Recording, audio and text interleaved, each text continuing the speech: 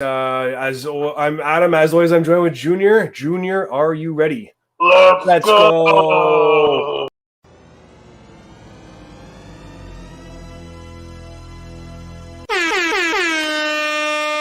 All right, this is our game now, and we are going to break down the weekly topics as we do, kind of the news that's piquing our interest to some degree, and we'll talk about some of those items now.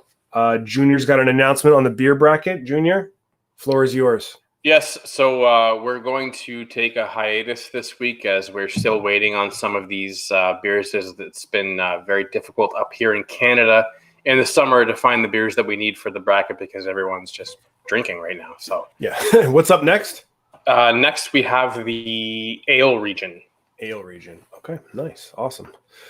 Okay, so let's so stay tuned for that. And if you want to see some of our other beer bracket stuff, go back and check out some of the other casts. And as always, like, comment, and subscribe below. Britney Spears. She was in court last week on this, appeal to basically get her life back from her father.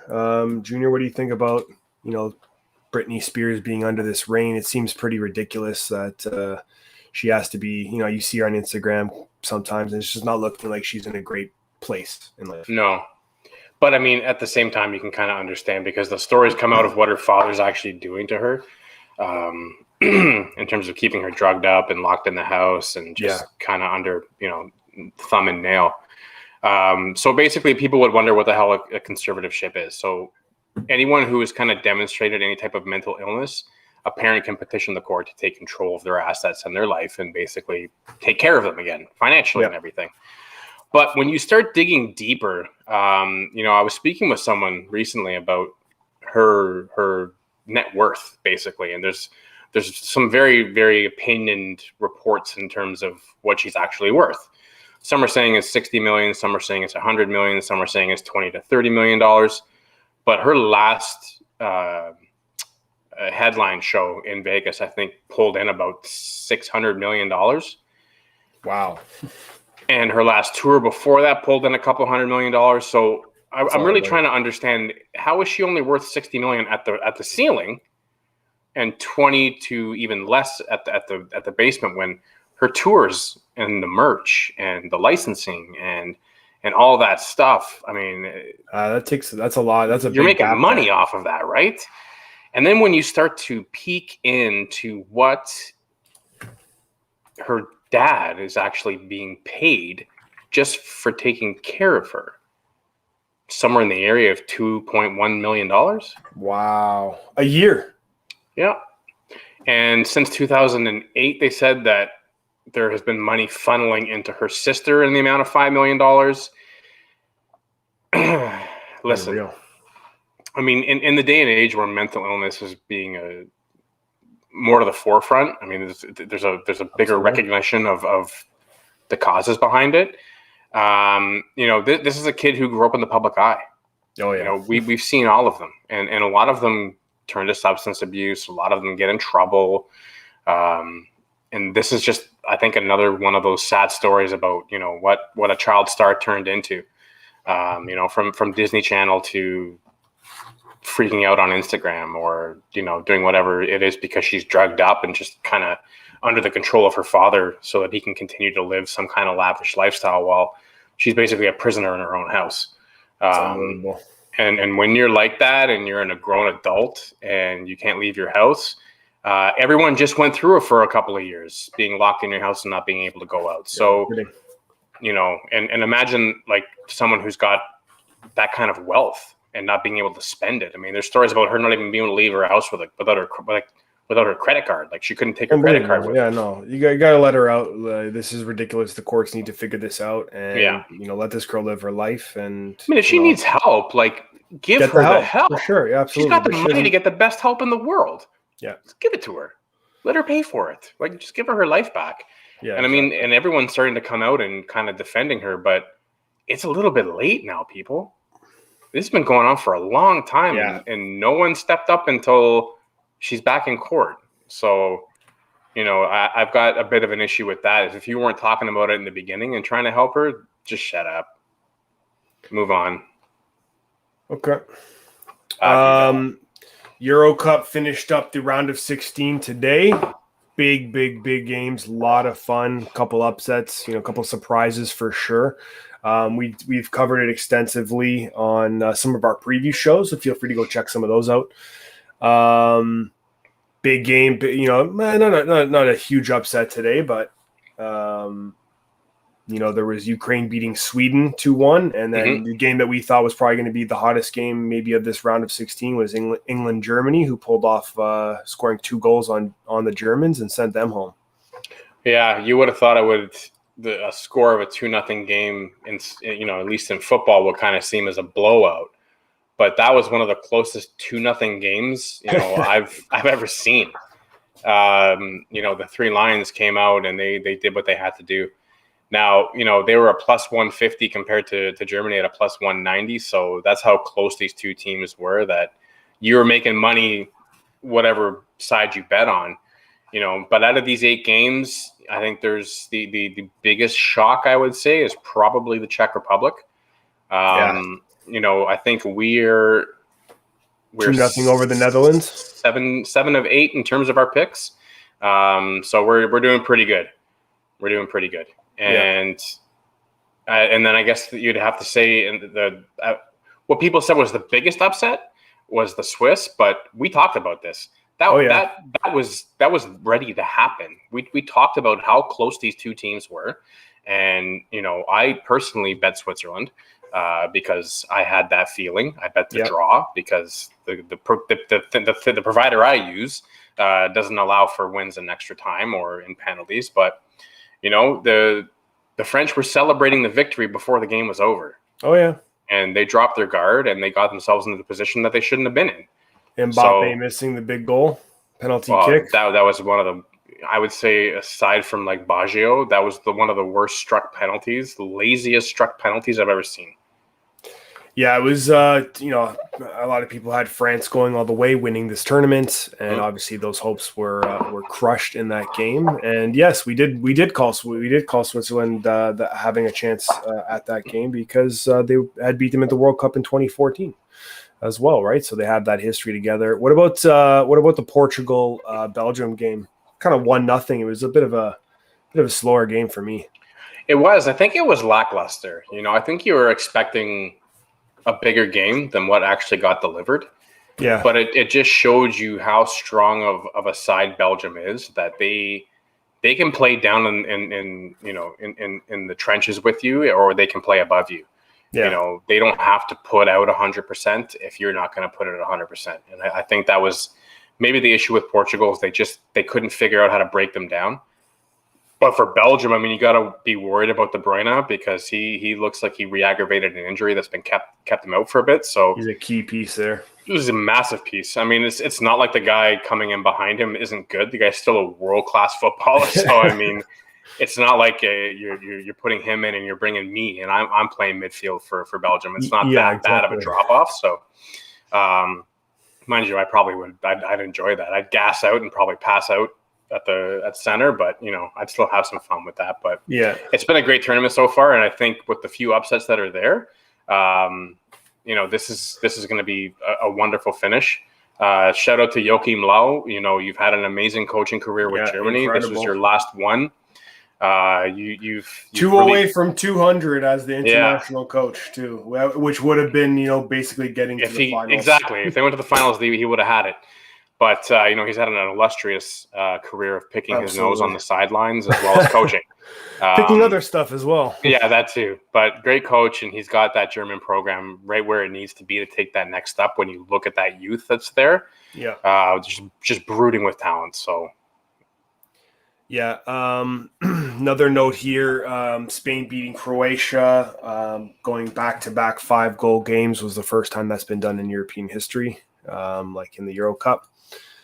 And then really quickly, I just wanted to touch on Italy because that was a bit of a nail biter, for a moment there. We weren't too sure if Italy was going to be able to pull that out. What did I say?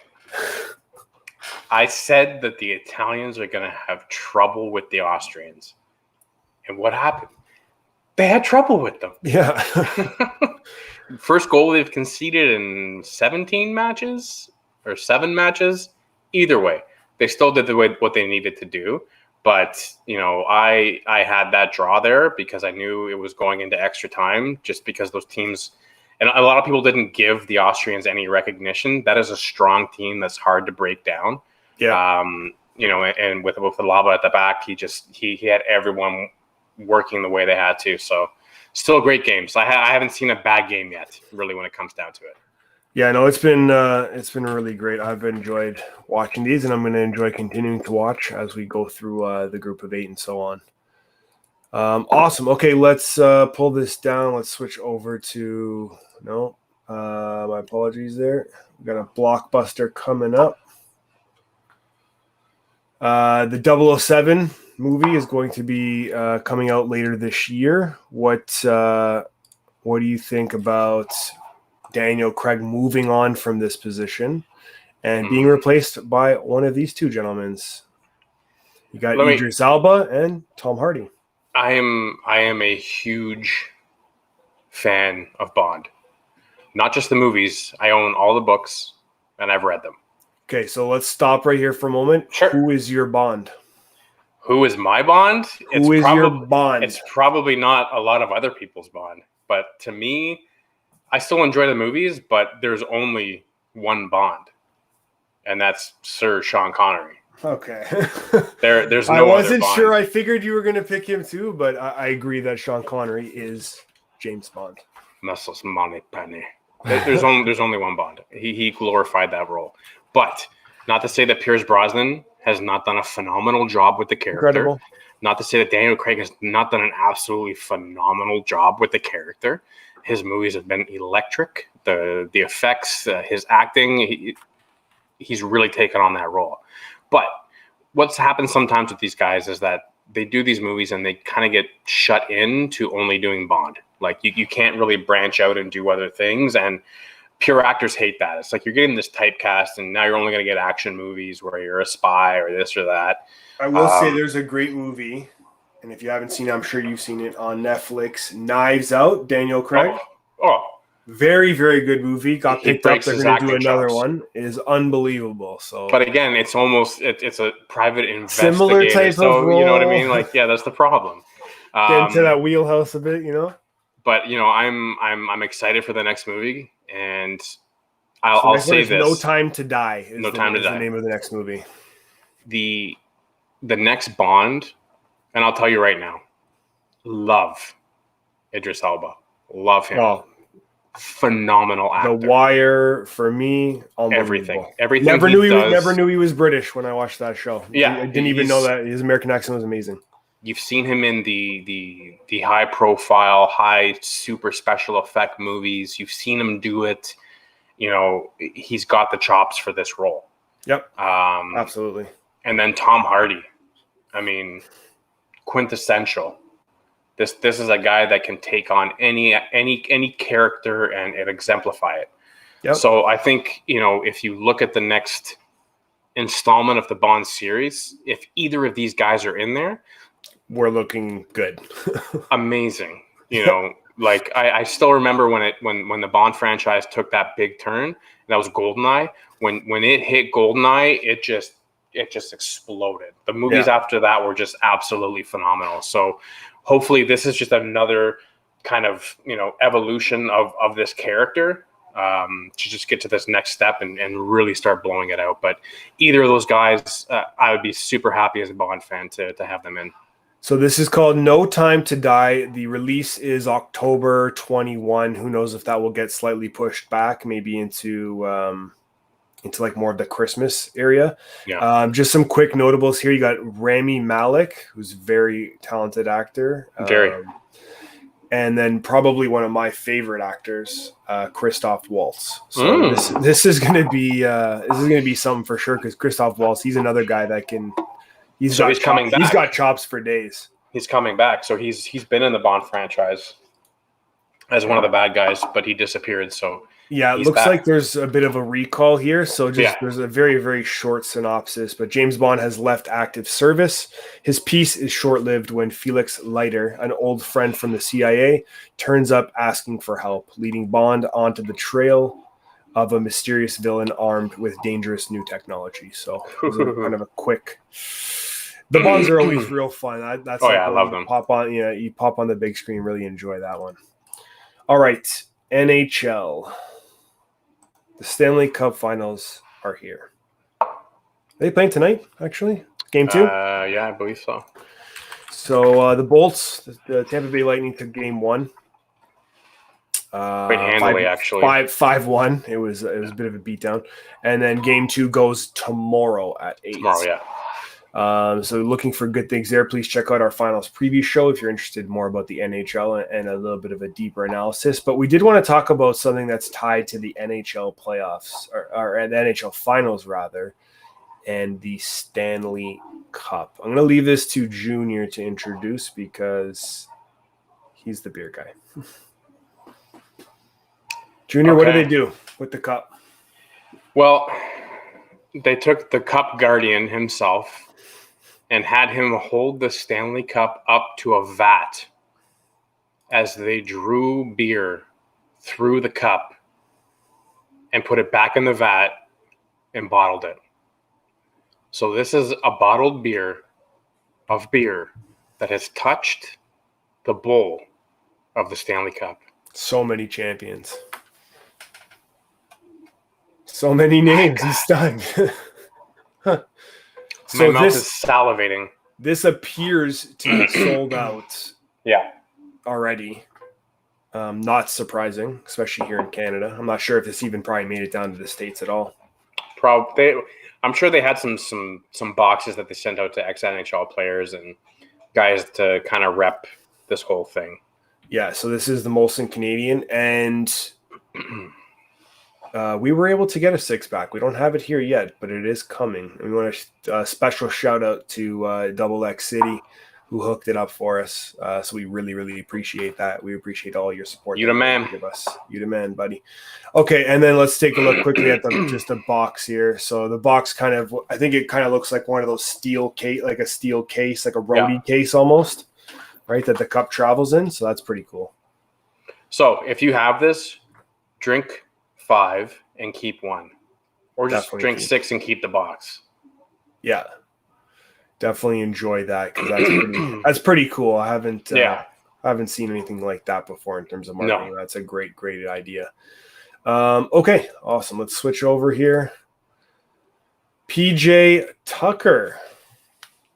So PJ Tucker is known for playing basketball. He's a very defensive-minded basketball player. He's playing in the playoffs right now for the Milwaukee Bucks. But what is he really known for? He's known for his shoe game. His shoe game is, I think he might have got best shoe game again this year. Yeah. Because not only does he have a collection, this guy rocks these on the court. Yeah. He doesn't let them sit and rot. No, he plays in these basketball shoes. So he's got a matchup with Dolce & Gabbana. And this is one of the colorways that he's worked on with them. And this shoe, it's got the PJ Tucker autograph there. Junior, what do you think about these shoes? Those are fire. They're good, right? I'm actually those are fire. Really surprised. Yeah, that's an absolute cop on my part. Like I will grab those. If they come out with like, I don't know, like an all black or an all white, I would definitely rock these for sure. I really like this cream kind of coffee mocha color. This is a perfect shoe, and it goes along with a lot of different stuff. And I don't have a lot of shoes in this category. I wear a lot of runners, a lot of sneakers, but this looks like a real nice, comfortable shoe, and it's got a real good style to it. I wonder what the comfort's like. We'll have to check out some reviews once some people get some hands on these. Yeah, maybe we'll try and track down a pair, and we can on foot test them. That would be great. Yeah, for sure. If you do like shoes also, you can check out our shoe show that we do called the Lace Up. So we do kind of like 10 picks for the following month release that we think might want to take a look at. Junior, did we drop one of those recently? Is that earlier today? I think it was today. I think we dropped that today. Yeah, it was today. So go check that out today. Yeah, I'll check it out tomorrow. Check it out again next week. I think we're going to look at doing a top 10 as we kind of roll over halfway through the year. So look out for that video. By subscribing and turning notifications on to our channel. All you got to do. It's that easy. It's easy stuff. Okay, so I have this app. I've never used it. There was some buzz during the pandemic about it, and so I picked it up. It's called Clubhouse, and basically it's an audio platform where you can it's kind of like a conference call, if you will. You can kind of log in and listen to, a TED talk without the video. Okay. So kind of like an audio conference room, if you will, or a presser, I guess. So now Spotify's jumped on something to kind of combat, I guess, maybe that being a competition for just general listening on their platform and, just audio files who want to listen to stuff a lot. And it's called the Green Room. So Spotify is pretty powerful. I personally have Spotify because I have an Android phone. I do also have an Apple phone, and I suppose I could get music there. But I definitely I've had both, and I like Spotify personally better. So I could see myself possibly using this because I'm already an adopter of Spotify. But what are your thoughts on this? I don't know. I mean, I do have my kind of rotation with respect to podcasts. But I mean, to get some kind of intellectual stuff in there, I guess it would probably be beneficial. Yeah, Gary Easy Vee or listening. somebody like an entrepreneur might pop on and do 30 minutes on Clubhouse, promote it on one of their other channels to drive traffic over to this space. Yeah, that definitely would be something I might be interested in. There's so many apps. You don't know what's coming, what's going. It's like crypto. You wake up one morning and there's 5,000 apps and 10,000 new cryptos, and you don't know what the hell's going on. Yeah, there's a lot of demand for our attention as human beings. That's why we appreciate all of our subscribers and everybody who watches these videos. We certainly appreciate that. But yeah, it's just there's just a lot to consume. I find myself I actually don't watch a lot of TV anymore besides sports. I listen to a ton of stuff, probably more than anything actually. I mean, but that's the goal, right? I don't know if it's just because it's easier, it doesn't need my visual attention, and so I can multitask while I'm always listening to something, music you've got more access to it, right? You sit at your desk, you've got your computer and your cell phone sitting right there. You have the ability to consume so much easier, whereas before it was all about TV. Like you had to go out, you did your work, and there wasn't this community out there to kind of jump on and just information now is just so easy to get. It's very simple. It's nice, like the ability to just sit down and give your attention to an app where you're going to have an entrepreneur. And if you're an entrepreneur, you love to hear from other entrepreneurs because they're going to give you things that they did or tricks that they found out or stumbling blocks or, give you ideas. Like it's nice to have like this connected community that we have now. Yeah, no, I agree. And I think the idea of some of these too is that you can actually speak up as like a listener, right? It's a live, you can jump in like as if you would in a comment. Maybe you got to post something and you got to be allowed access, but that's pretty cool overall. All right, let's move along here. We're going to go to Team Canada, Basketball Canada. So the roster for the most part has been announced. I don't imagine there'll be really any additions here at this point, but a couple standouts, RJ Barrett. I'm actually surprised Anthony Bennett's even on this team. Andrew Wiggins, what do you think about some of these players here? I think we're sort of the way there. I think there's obviously some very significant standouts, not because they're not playing, but because they're injured and Shai Gilgeous-Alexander and and Jamal Murray. I think those two best players probably that would end up on this team. Yeah, pretty safe. They maybe Wiggins. I don't know. I'm not. We don't see Wiggins that much. We don't see him that much. So to kind of see him coming back to the program is nice. Sorry, I got something in my throat here. Also, to not see Tristan Thompson on there, I'm kind of confused because I thought good rebounder too. Yeah, I thought he was coming out, and to not see him there is. It's a bit disappointing. We need those rebounds. He's, he can get 13, 14, 15 rebounds a game. Yeah, and then obviously another is Dylan Brooks. I'm surprised to not see him on this roster either. But I think it's a decent lineup. It's a competitive team. I think they're missing some bigger pieces here. It's a lot of rebounding, to say the least. But it could be worse. It could definitely be worse. But we've had worse teams than this, that's for sure. We definitely have. So I think we can do pretty well with what we've got here. Just trying to pull up here just to see who's like coming up into the NBA draft because that's coming up soon. Just seeing what kind of Canadians we got on there now. Delano Banton, who's part of Nebraska's program. Mm-hmm. Javon Blair, he's over at Georgetown from Brampton. Marcus Carr, he plays for Minnesota, and he's from Toronto. Chris Duarte, Oregon. He's from Montreal. So there's a couple of guys. It looks like there's been a few declarations for the draft. Yeah, and they did just beat Greece today. Oh, nice.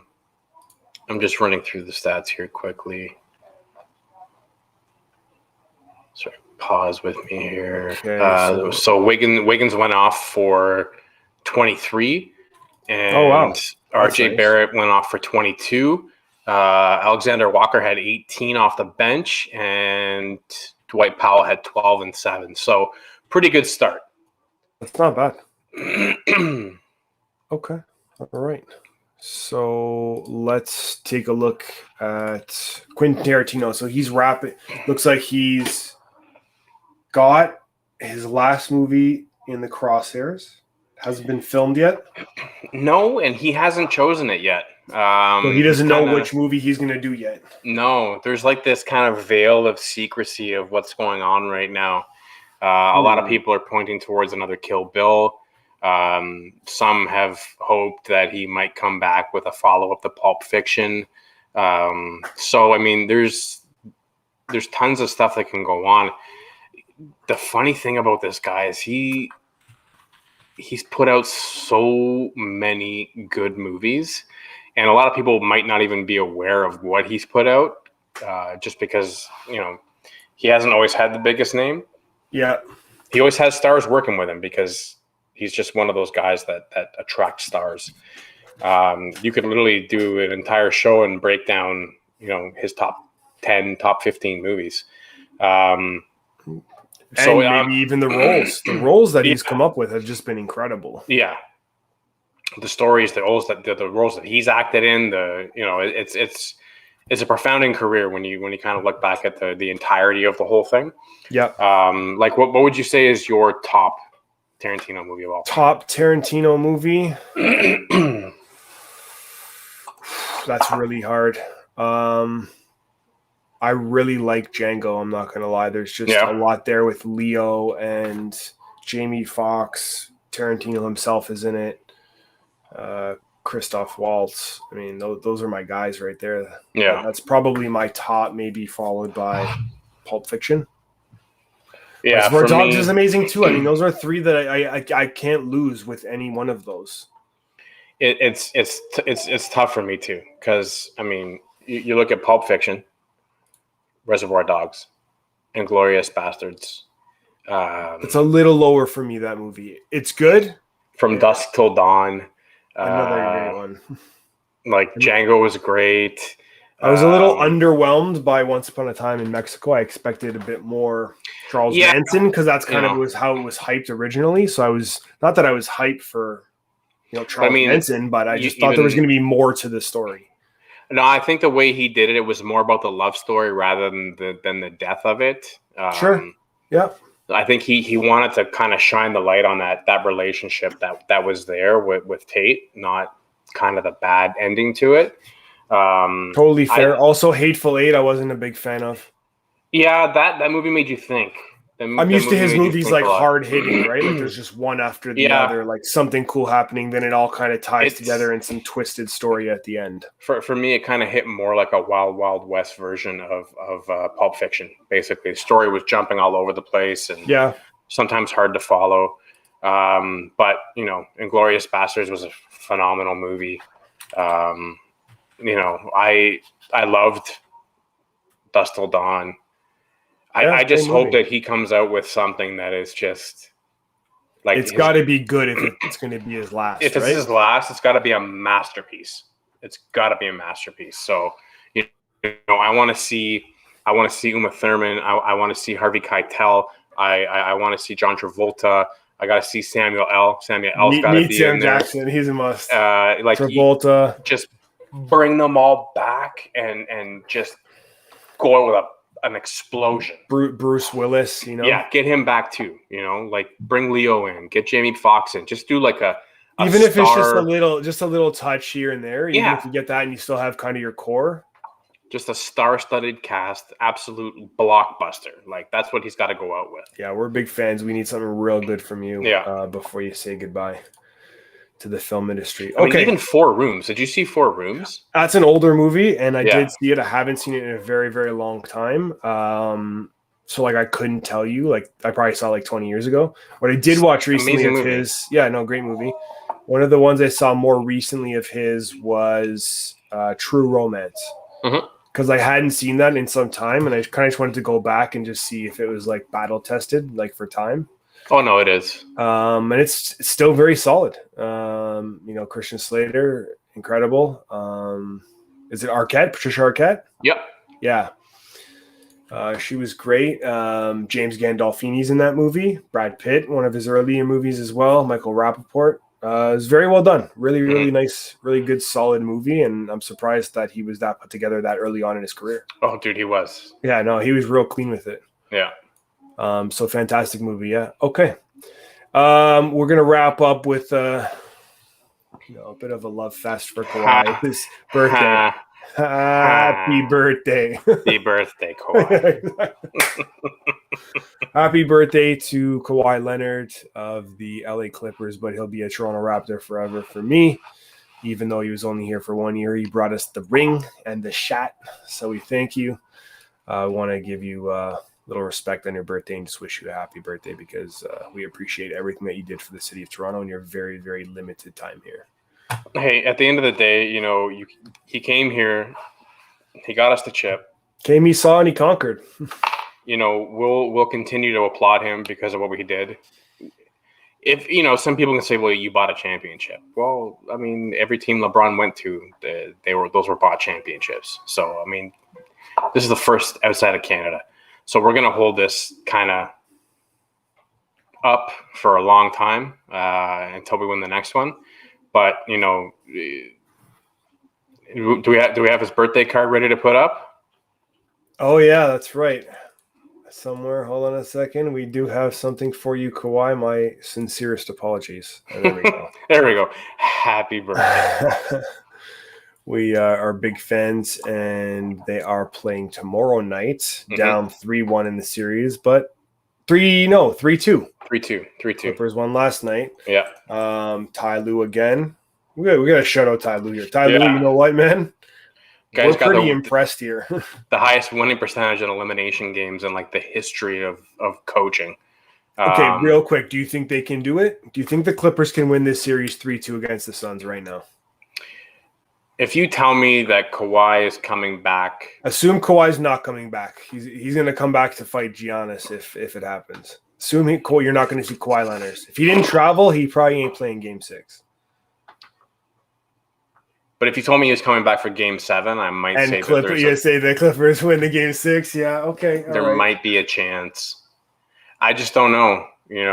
If I'm Kawhi and I'm actually like not there yet, like maybe I'm 80-85%, I'm not going to chance it. I mean, this is dude's 30. He's still got a good. I mean, look at LeBron. He'd get probably 3 or 4 more games, 5 more days off, 6 days off. Now, what that one game does to him if he comes back and plays That's Game the problem. 7, yeah, you don't know what the bounce back is on that, and then is he going to be ready for the finals? Maybe not. Is that one game you play going to end up risking an extra 3 years to your career? I mean, he's thinking more about, hey, I'm done.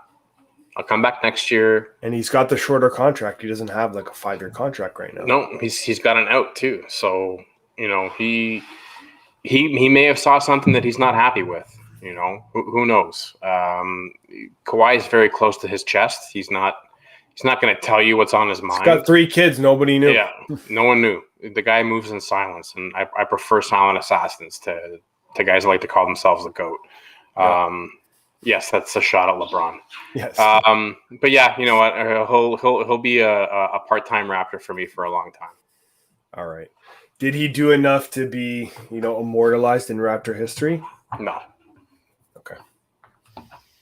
If he got immortalized before DeMar, I'd have issue with that.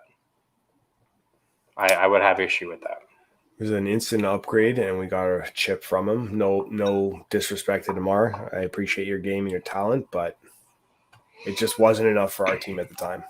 Yeah, but I have to remember that DeMar got us into the position that we were into to be able to get Kawhi. You know 100%, what I mean? 100%. Huge foundation. Yeah, like him and Kyle kind of got this program to where it was.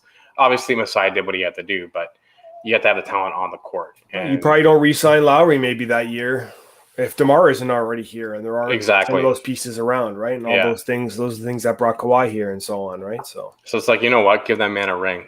Send him a ring down. just do it. I mean, I'm sure he'll take it. There you go. But yeah. All right. Well, once again, happy birthday, Kawhi. We appreciate you, man. Thanks for the shot. That's going to be it for us for the cast. We apologize. We'll be back with the beer bracket. So please like, comment, and subscribe below because that helps to grow our channel. It helps keep you informed as to when we go live, which is basically all the time. I don't think we post a lot. Tomorrow, Junior, we got something coming out. Why don't you let the people know what they're looking at? Yeah. We have a Eats. We reviewed a certain pizzeria. Oh, okay. So it's a food review, you're saying? It's a food review, and it's from one of our favorite restaurants when it comes to pizza.